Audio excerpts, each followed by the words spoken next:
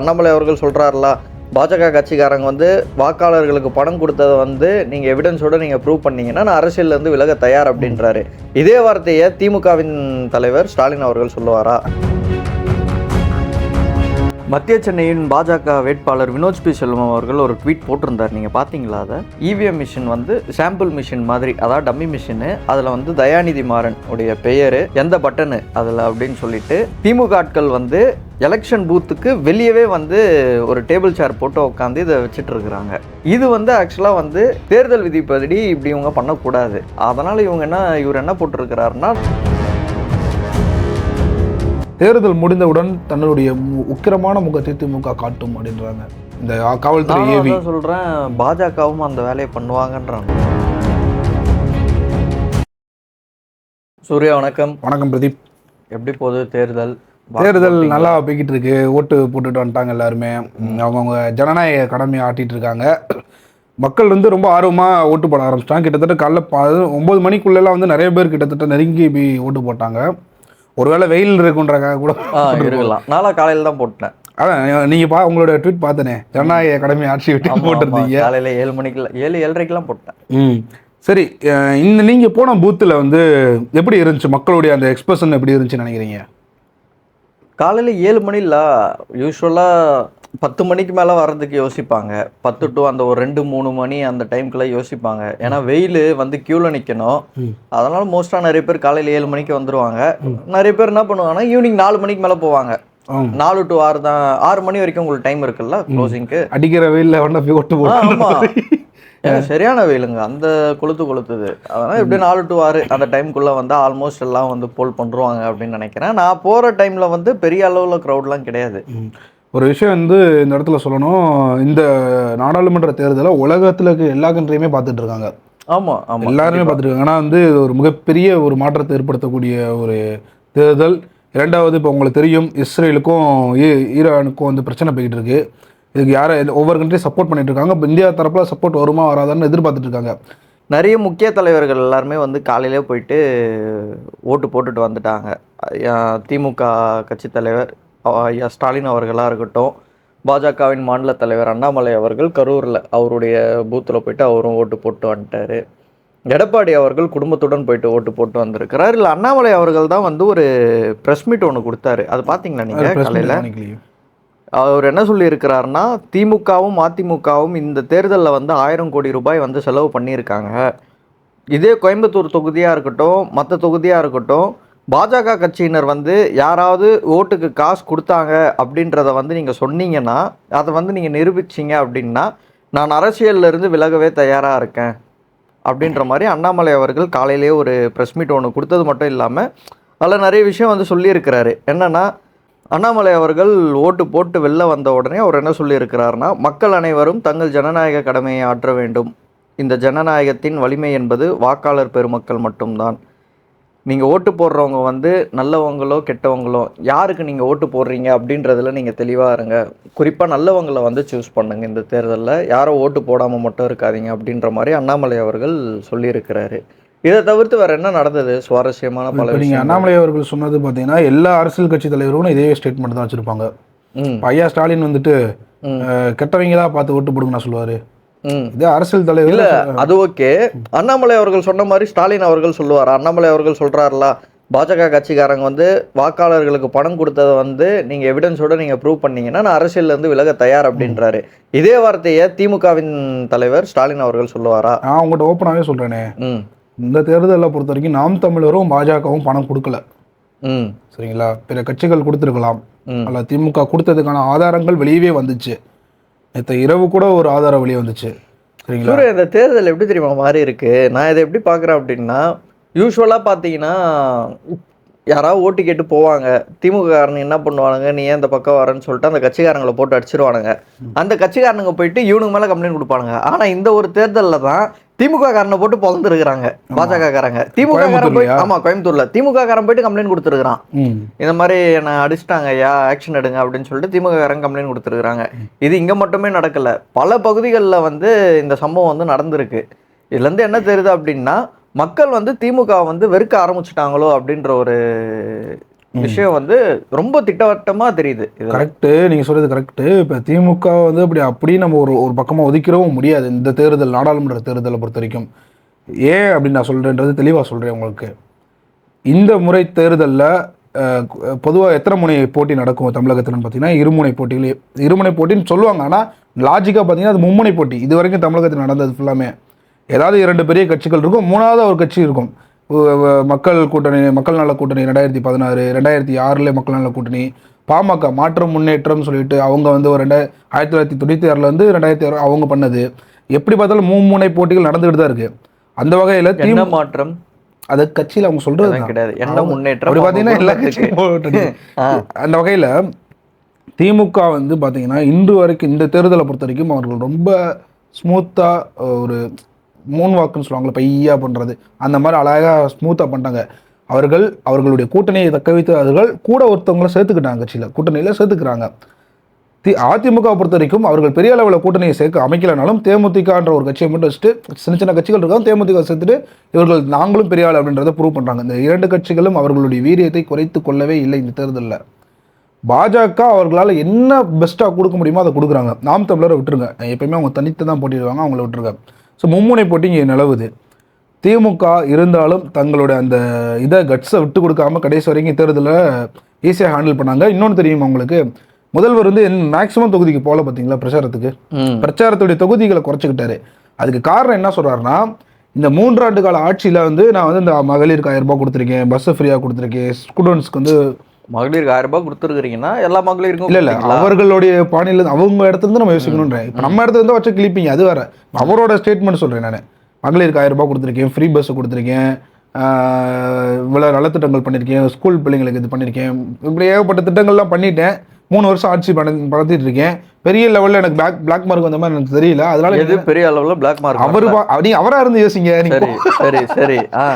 இப்போ நீங்கள் தான் ஸ்டாலின் வச்சுக்கோங்க, நீங்கள் நினச்சிங்கன்னா அப்படி நினைப்பீங்க. அந்த கேரக்டர் வேணும், வேற ஏதாவது சொல்லுங்க. அவருக்கு வந்து தெரியாது. மேக்ஸிமம் பார்த்தீங்கன்னா இப்போ முதல்வர் மீது இருக்கக்கூடிய மிகப்பெரிய குற்றச்சாட்டு என்ன, அவர் மீது வரக்கூடிய விமர்சனங்கள் அவர்கிட்ட போய் சேர்றது இல்லைன்றதான குற்றச்சாட்டு. அப்புறம் எப்படி அவருக்கு போய் தெரியும்? ஸோ இந்த அளவு நல்லா பண்ணிட்டேன். ஒவ்வொரு டிஸ்ட்ரிக்ட்லேயுமே ஆஃபீஸர்ஸ் இருக்காங்க, ஒவ்வொரு அதிகாரியும் நியமிச்சாச்சு. நீங்களே போய் ஜெயிச்சுட்டு வாங்க இப்படிதான்றது அவருடைய இதாக இருந்துச்சு. உங்களுக்கு தெரியும், எனக்கு நினைவு இருக்குது, ஜெயலலிதா அவர்கள் இதே இதை ஃபாலோ பண்ணாங்க கடந்த முறை. அதுக்கு முந்திர 2014 அந்த தேர்தலில் பண்ணாங்கன்னு நினைக்கிறேன், 15 தேர்தலில் பண்ணாங்கன்னு நினைக்கிறேன். அப்போ என்ன பண்ணாங்கன்னா, அவங்க வந்து மதுரை, திருச்சி, சேலம், சென்னை இந்த மாதிரி ஒரு 4 இதை மட்டும் சூஸ் பண்ணிவிட்டு அவங்க பிரச்சாரத்தை முடிச்சுட்டு வந்துட்டாங்க நாடாளுமன்ற தேர்தலில். அதே பண்ணி ஒரு ட்ரை பண்ணுறாரு. பட் அதோட கொஞ்சம் அதிகமான இடங்கள், கிட்டத்தட்ட ஒரு 18 இடங்கள் நினைக்கிறேன் முதல்ல ஒரு பிரச்சனை பண்ணியிருக்காங்க. ஸோ வந்து திமுகவை பொறுத்த வரைக்கும் இந்த எலெக்ஷனில் அவர்கள் வந்து குறைந்த சீட்டு வாங்கியிருந்தாலும் அவர்கள் வெற்றி பெற்றவர்களாக தான் அறிவிக்கப்படுவார்கள். எப்படி நான் சொல்கிறேன்னா, கடந்த முறை பிரதமர் மோடி அவர்கள் வெற்றி பெறும்போது பார்த்தீங்கன்னா ஃபர்ஸ்ட் டைம் அவங்க எடுத்து பிடிச்ச சீட்டோட அடுத்தது ஒரு 30 சீட்டு. கரெக்ட் சூர்யா. ஆனா கடந்த முறை திமுக எத்தனை சீட் இங்க வச்சிட்டு இருந்தாங்க, அதான் சொல்ல இந்த எலெக்ஷன்ல எத்தனை சீட்டு வாங்க போறாங்க, அதான் சொல்றேன். கடந்த முறை வந்து பாத்தீங்கன்னா பாஜக ஃபர்ஸ்ட் டைம் ஜெயிக்கும் போது அதிகமான சீட்டு, செகண்ட் டைம் ஜெயிக்கும் போது கொஞ்சம் ஒரு 40 சீட்டு கிட்ட குறைஞ்சிருச்சு, 40-30 சீட்டு குறைஞ்சிருச்சுன்னு நினைக்கிறேன். ஆனால் இருந்தாலும் அவங்க தான் பிரதமர். எதிர்கட்சிகளுடைய விமர்சனம் எப்படி இருக்கும்னா, கடந்த முறை 40 அவ்வளோ சீட் வாங்கினாங்க, இப்போ கொஞ்சம் குறைஞ்சிருச்சுல்ல, மக்கள் மத்தியில் மரியாதை பெருசுல, இருந்தாலும் அவர்கள் தான் பிரதமர். அதே மாதிரி தமிழகத்திலே அந்த நிலை தொடருன்றேன். இப்போ வந்து கடந்த முறை 39 சீட்டு இருந்துச்சு திமுகவுக்கு, இந்த மாதிரி ஒரு 25 சீட்டு வருதுன்னு வச்சுக்கிறோமே. பட் இதை பற்றி தேர்தல் விதி இப்படி நம்ம பேசக்கூடாது, நான் சும்மா ஒரு அனுமானத்தின் அடிப்படையில் சொல்கிறேன். மத்திய சென்னையின் பாஜக வேட்பாளர் வினோத் பி செல்வம் அவர்கள் ஒரு ட்வீட் போட்டிருந்தார், நீங்கள் பார்த்தீங்களா அதை? இப்போ ஓட்டு போட்டுட்டேன்னு ஒரு ட்வீட் போட்டிருந்தாரு. கிடையாது, இருங்க, கடைசியாக அந்த ட்வீட் தான் பார்த்தேன். இப்போ ஒரு ட்வீட் போட்டிருக்கிறாரு. என்ன அப்படின்னா, இந்த இவிஎம் மிஷின் இருக்குல்ல, இவிஎம் மிஷின் வந்து சாம்பிள் மிஷின் மாதிரி, அதாவது டம்மி மிஷினு. அதில் வந்து தயாநிதி மாறன் உடைய பெயர், எந்த பட்டனு அதில் அப்படின்னு சொல்லிட்டு திமுக ஆட்கள் வந்து எலெக்ஷன் பூத்துக்கு வெளியவே வந்து ஒரு டேபிள் சேர் போட்டு உட்காந்து இதை வச்சுட்டு இருக்கிறாங்க. இது வந்து ஆக்சுவலாக வந்து தேர்தல் விதிப்படி இப்படி இவங்க பண்ணக்கூடாது. அதனால் இவர் என்ன போட்டிருக்கிறாருன்னா, நான் வந்து தொடர்ந்து தகவல் சொல்லிகிட்டே தான் வரேன், ஆனால் நீங்கள் ஆக்ஷன் எடுக்கிற மாதிரி தெரில, இதே போக்கு வந்து போயிட்டு இருந்ததுன்னா இன்னும் கொஞ்சம் நேரத்தில் நான் வந்து மவுண்ட் ரோடில் தர்னாவில் உட்காருவேன் அப்படின்னு போட்டிருக்கிறாரு. ஒரு விஷயம் புரிஞ்சுக்கணும், நம்ம சென்ட்ரலில் இருந்து 3% தான் வந்து தேர்தல் ஆணையம் இங்கே வேலை பார்க்குறாங்க. மிச்சம் 97% ஸ்டேட் கவர்மெண்ட்டோடைய ஆட்கள். இங்கே உங்களுக்கு தெரியும் ஸ்டேட் கவர்மெண்ட் கொஞ்சம் பயாஸாக தான் செயல்பட்டு இருப்பாங்க அப்படின்னு. ஆமாம், எலெக்ஷன் முடிஞ்ச உடனே திருப்பி அவங்க டியூட்டி போய் ஆகணும் அப்படின்றது உங்களுக்கு தெரியும். அண்ணாமலை அவர்கள் கடந்த ஒரு 10 நாட்களாக இதே குற்றச்சாட்டை தொடர்ந்து வச்சுக்கிட்டு இருக்காரு.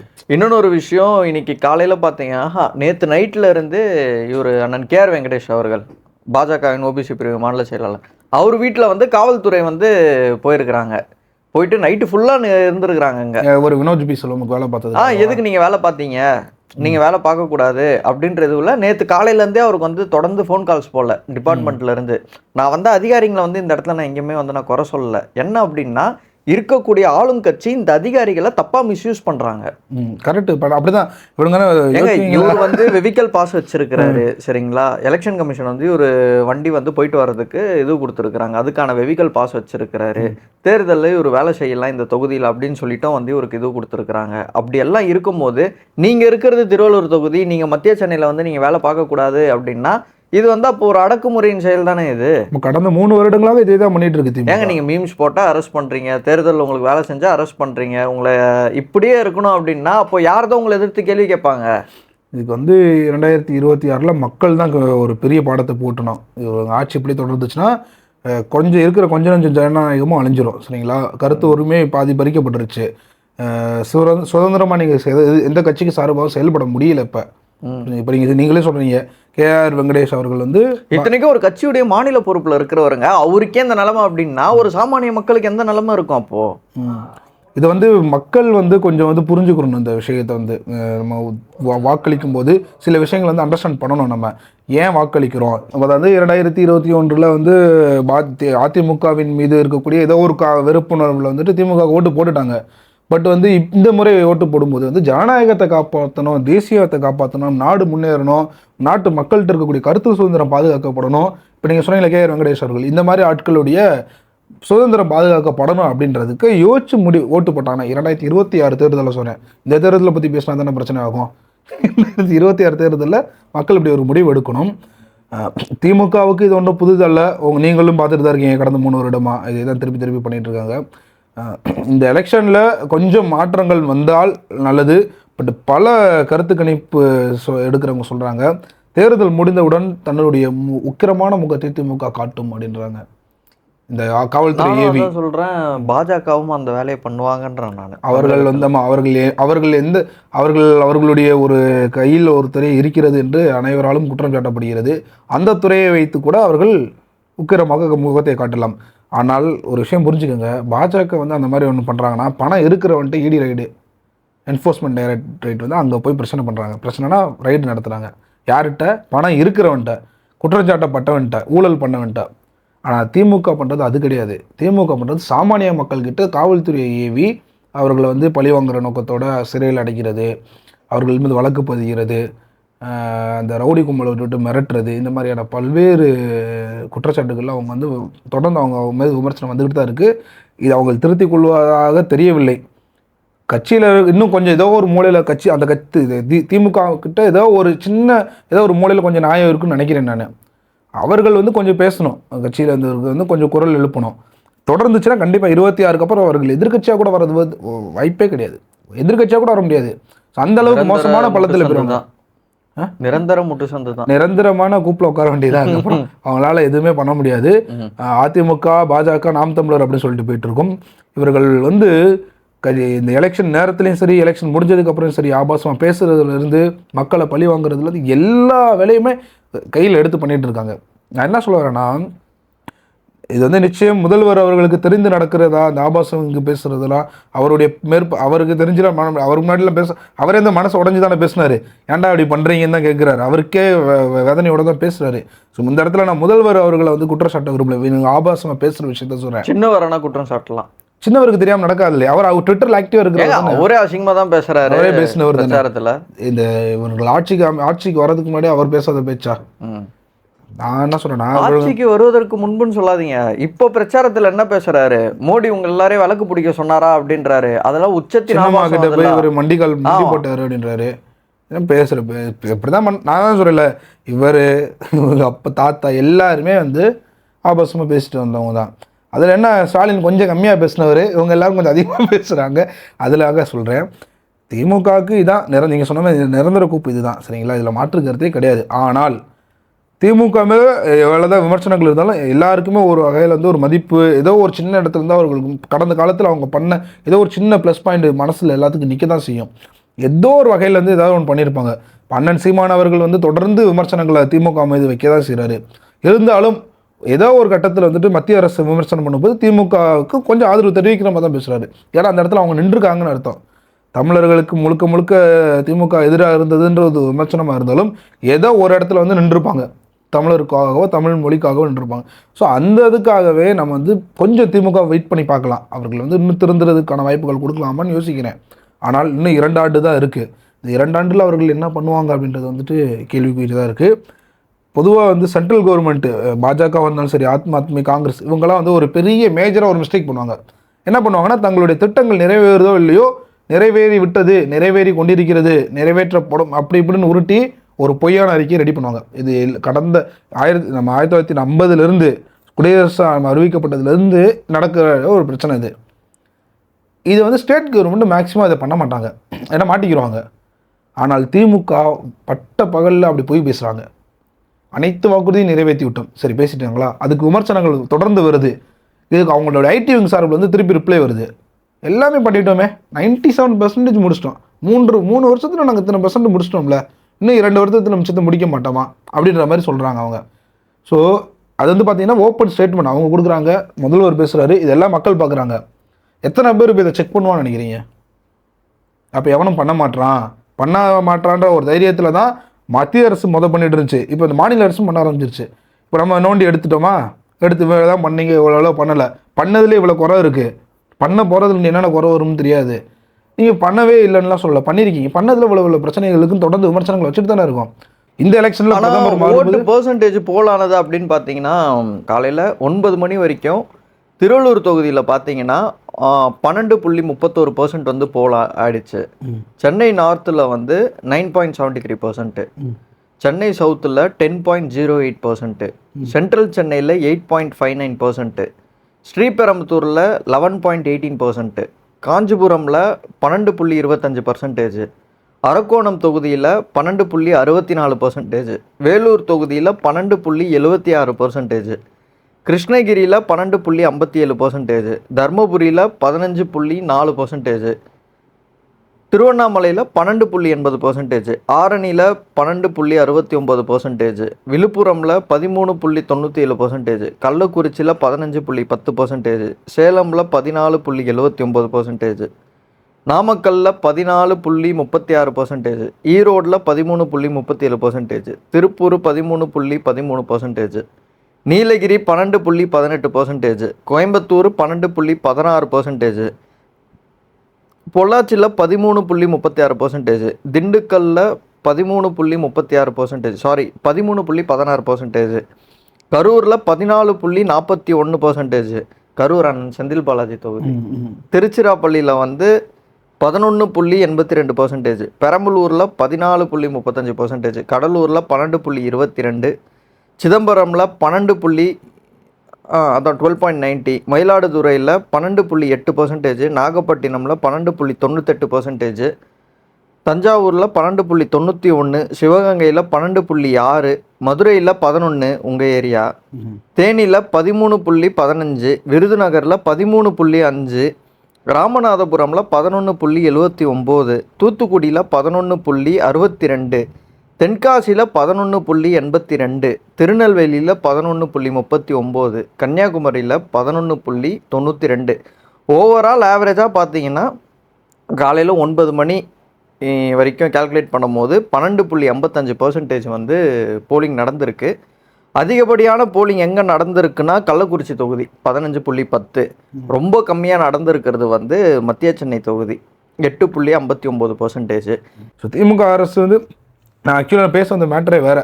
இந்த எலெக்ஷனில் வந்துட்டு நல்லா தான் ஒர்க் பண்ணியிருக்காங்க. பட் வந்து இருந்தாலும் மக்கள் மீது நீங்கள் சொன்னீங்களா கோவம் இருக்குன்னு, அந்த கோவம் வந்து 2026 தான் வெளிப்படும். இந்த நாடாளுமன்ற தேர்தல் அந்த அளவுக்கு பெரிய லெவலில் வெளிப்படாது. ஏன்னு சொல்கிறேன்னா, திமுகவை தேர்ந்தெடுப்பதற்கான இது கிடையாது, இது தேர்தல் கிடையாது. இது வந்து காங்கிரஸை, திமுக ஆதரவாளர்கள் வந்து காங்கிரஸ் மீது இருக்கக்கூடிய ஒரு நம்பிக்கையிலையோ ஒரு அன்பின் மீதுமோ ஓட்டு போடுவாங்க. இது காங்கிரஸுக்காக உழுவ வேண்டிய ஓட்டு தான் இதெல்லாம். திமுக வந்து கூட்டணியில் இருக்குன்றனால உழுகுது. நாடாளுமன்ற தேர்தல் முடிஞ்சிட்டு சட்டமன்ற தேர்தல் வரும்போது பார்த்தீங்கன்னா கரியை பூசிடுவாங்க திமுக மூஞ்சில். அந்த அளவுக்கு வந்து நிலவரம் இருக்கும் அப்படின்றத நான் இப்போயே சொல்லிடுறேன். பாப்போம் சூர்யா. நன்றி. திருப்பி அடிக்க இருக்கு நெருப்பு விரலில் நுனியில் விழ